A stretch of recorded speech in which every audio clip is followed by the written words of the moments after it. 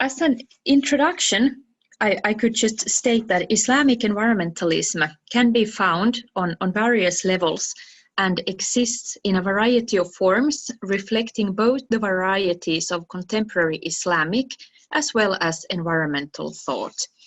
It exists in theories, but also in several places in the world as practice. Broadly speaking, Islamic environmentalism can be divided into two phases during the past 50 years. The 3 first decades, that is 1970 until 2000, can be described as the time when the theoretical framework within Islamic eco-theology took shape. And the second phase, that is the time from 2000 to present time, can be characterized as the time of practical action. But before I continue with the contemporary environmentalism as Islamic eco-theology, I will just show you or pay your attention to what's actually has been happening in the Middle East for the past 10 years or even longer.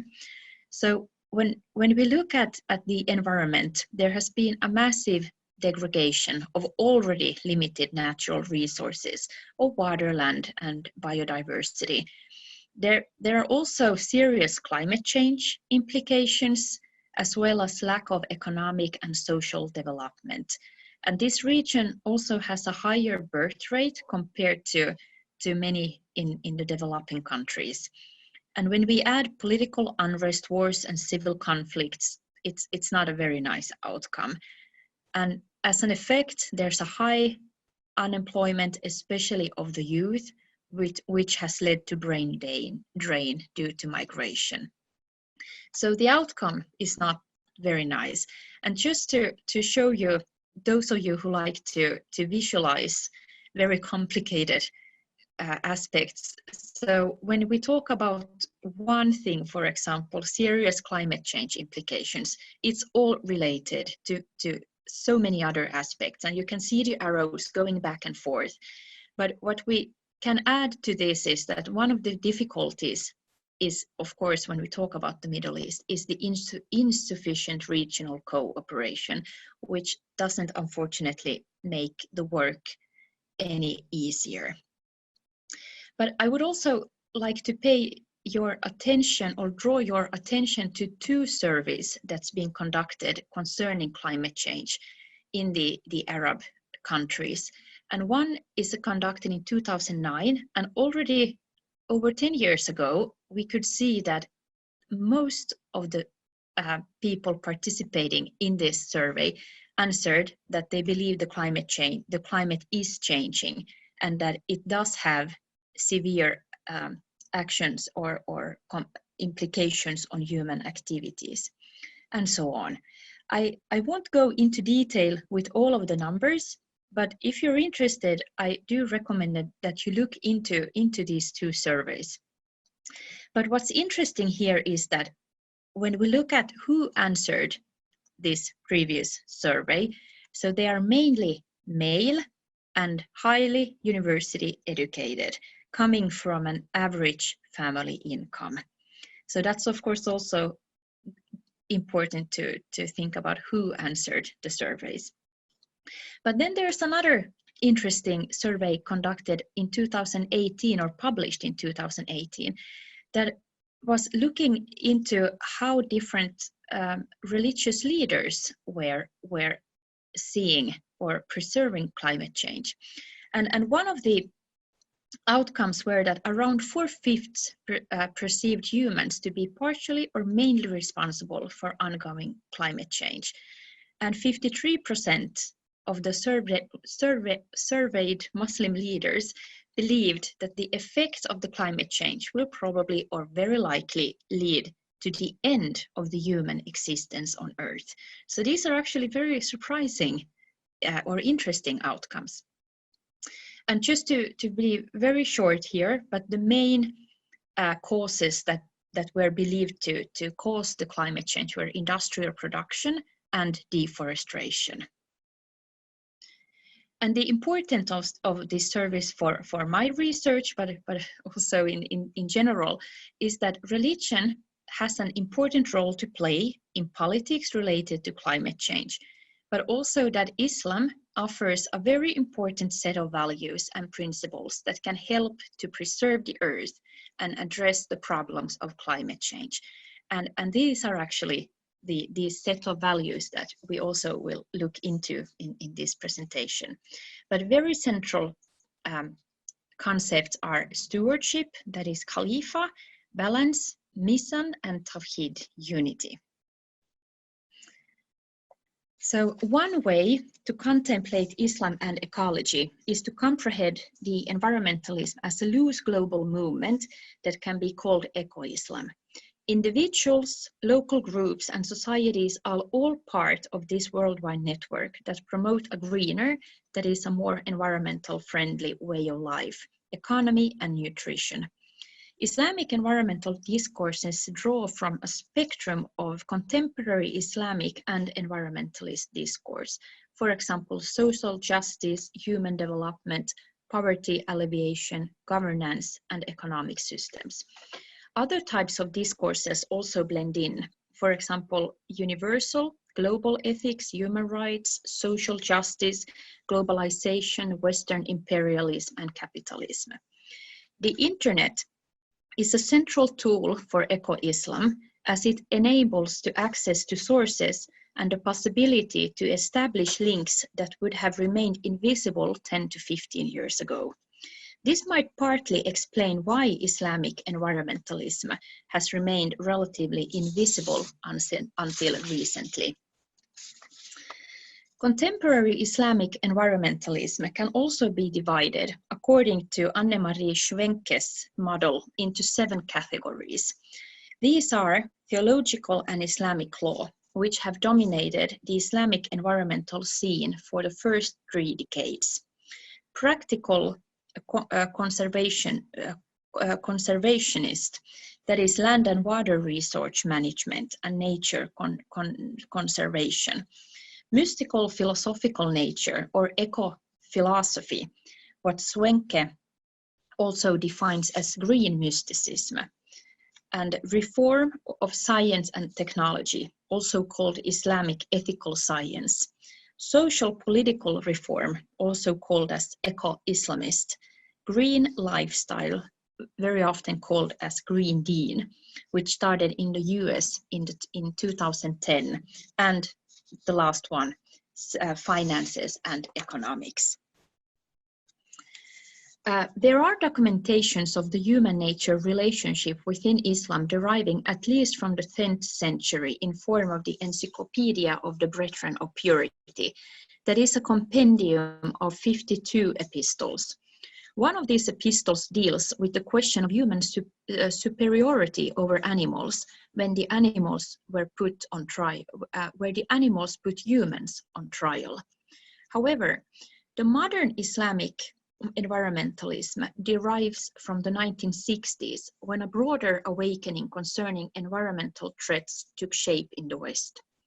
2 central landmark publications that led to this awakening were Rachel Carson's Silent Spring from 1962 and Lynn White Jr.'s essay, The Historical Roots of Our Ecological Crisis from 1967.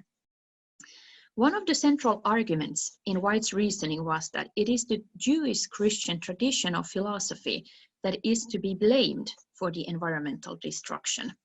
According to White, the Jewish Christian tradition opens up for an anthropocentric, materialistic, and exploitative attitudes towards nature and gives humans the right to dominate the rest of the world. The criticism toward the Jewish Christian tradition triggered a massive debate regarding the religious anthropocentric roots.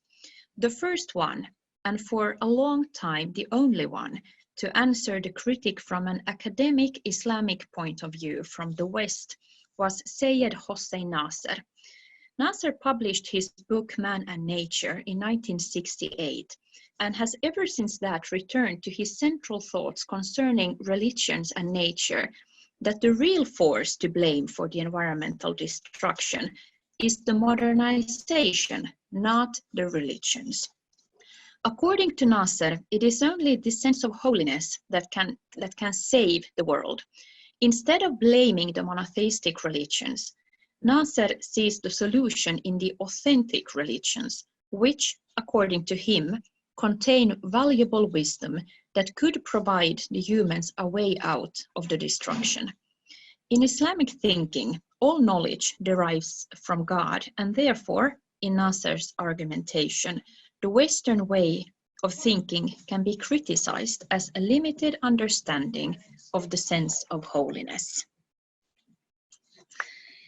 In the environmental ethics constructed by Nasser, a mystical philosophical thought that is based on the Quran, Hadith, and Sharia is combined with science and architecture.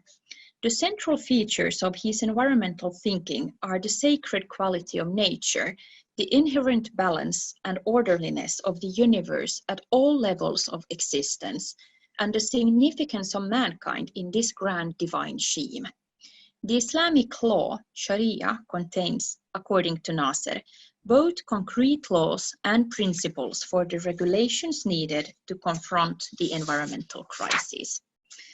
Nasser himself focuses on the theoretical, metaphysical, and cosmological aspects of the environmental teachings. Nasser is convinced that without a greater vision of nature, there cannot be effective environmental laws.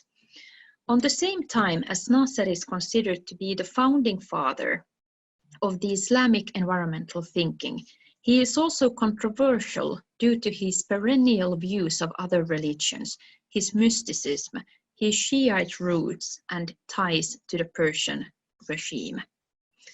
Based on this understanding that was developed by other Islamic scholars as well, the foundation of the ecological ethics took shape into Tawhid, meaning unity with the Creator, but also with the creation, Khalifa and Amana, here understood as wise reason and trust, as well as Sharia, the ethics of the deeds. This framework reminds in several ways of the environmental ethics that were created in the Saudi Arabian government during the same time.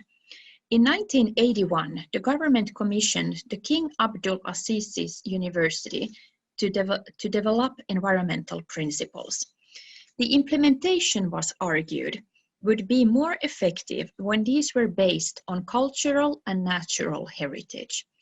The International Union for Conservation of Nature was asked to assist in developing the national conservation strategy.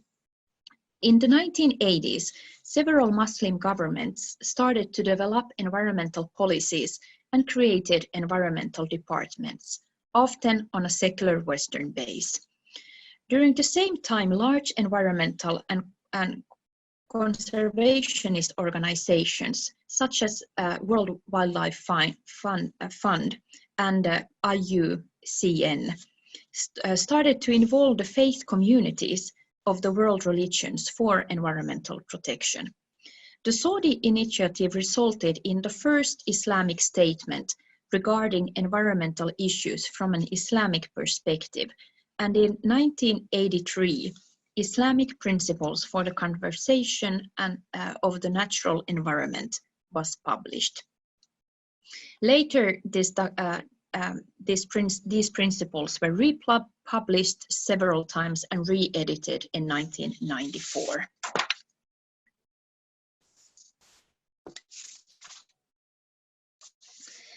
Since its formulation in the 80s of the theoretical principles, the most visible form of putting principles to action or to practice has occurred in the field of nature conservation.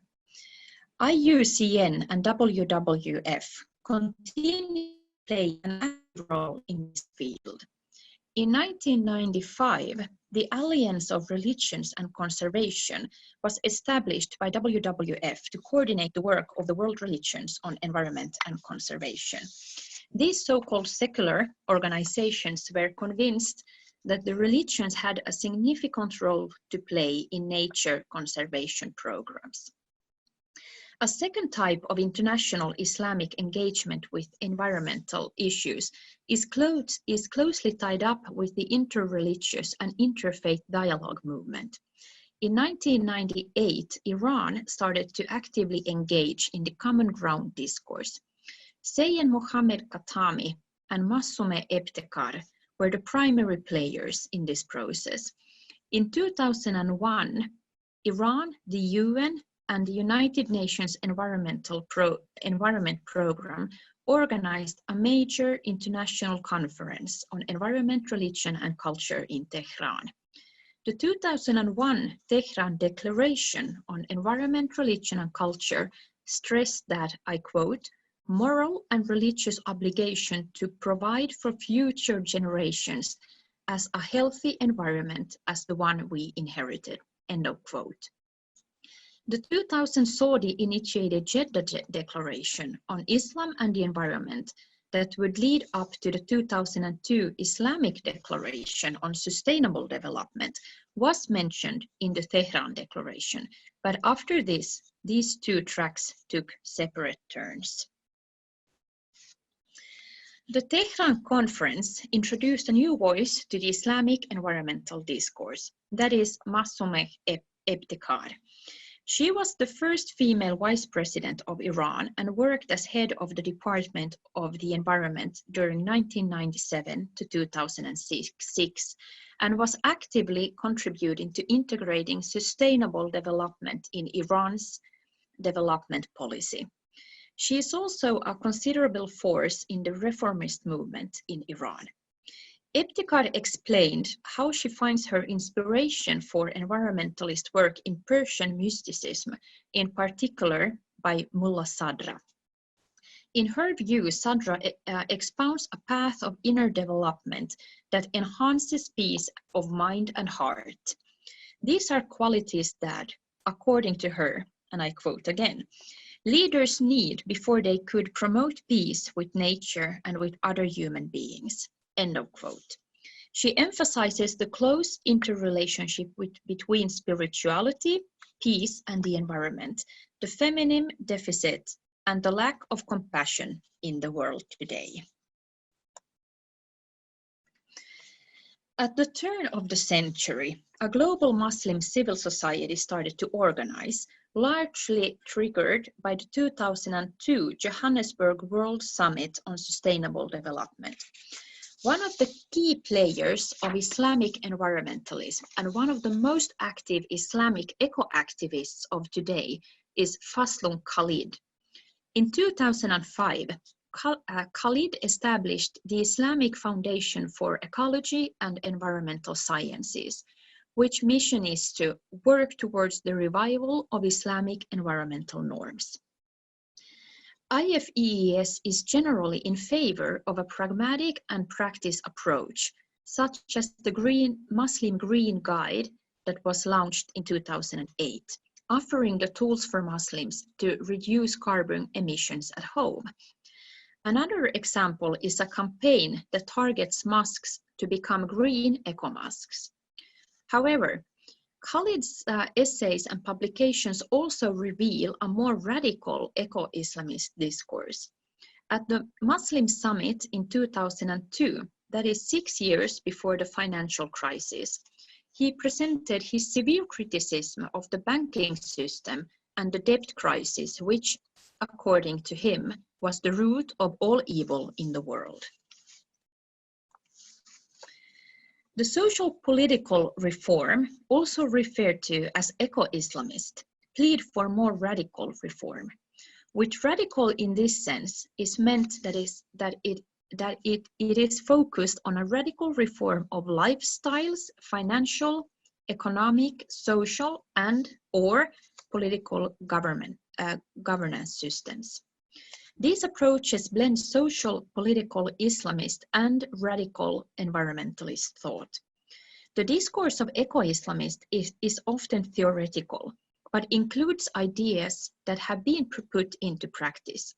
Some examples are the form of Islamic eco-communities or eco-villages and local Islamic monetary system based on the gold dirham. In its less radical approaches, the eco-Islamists also refer to contemporary trends in Islamic economy, finance, and Islamic business ethics. The eco-Islamist approach has not received much response from the academic community, perhaps due to its too radical and politicized character.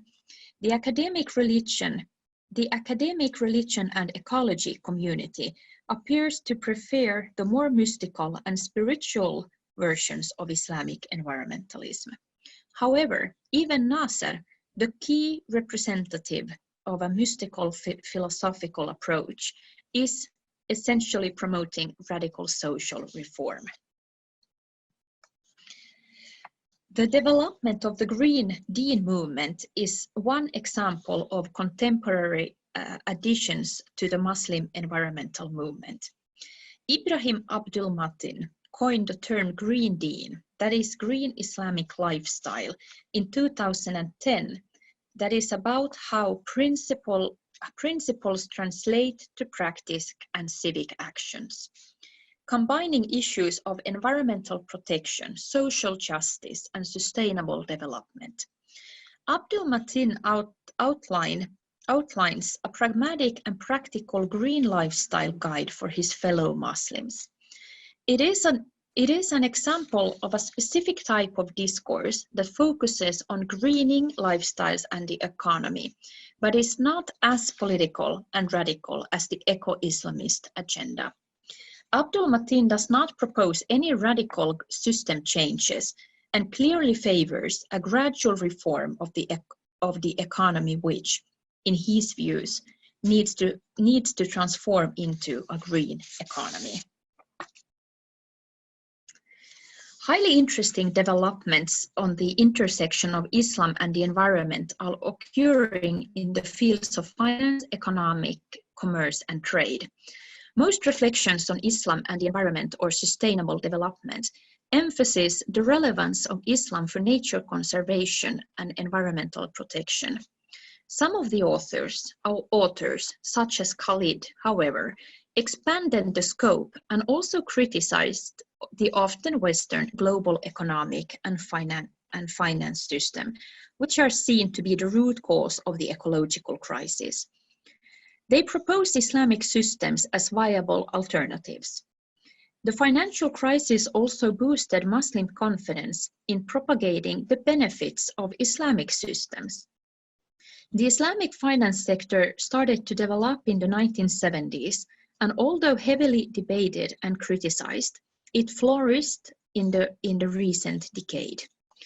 New innovative financial products are emerging, such as green sukuk, that could be translated as environmentally friendly Islamic bonds, microcredits, insurances, and cooperative schemes that could be called takaful. The notion of cosmic symbiosis is also called the takaful principle, which refers to the balance between all living things. With this principle, it is understood that God is best served by working for the common good. Therefore, takaful is also understood as poverty alleviation and insurance schemes. And then I start to end my presentation by giving you some reflections. Given the current political landscape, which continues to be characterized by distrust, hostility, and a lack of cooperation, climate change is more likely to become an obstacle to peace. It could aggravate tensions in a number of serious ways, like frustration over the physical destruction of infrastructure, the loss of forest and water resources, or the expense of maintaining large standing armies. However, it is important not to overstate the case.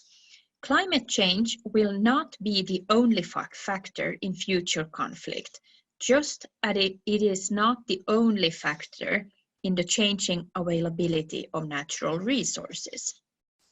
Ultimately, the wider political situation will determine whether scarce resources or forced migration becomes a cause of conflict or a reason for better cooperation.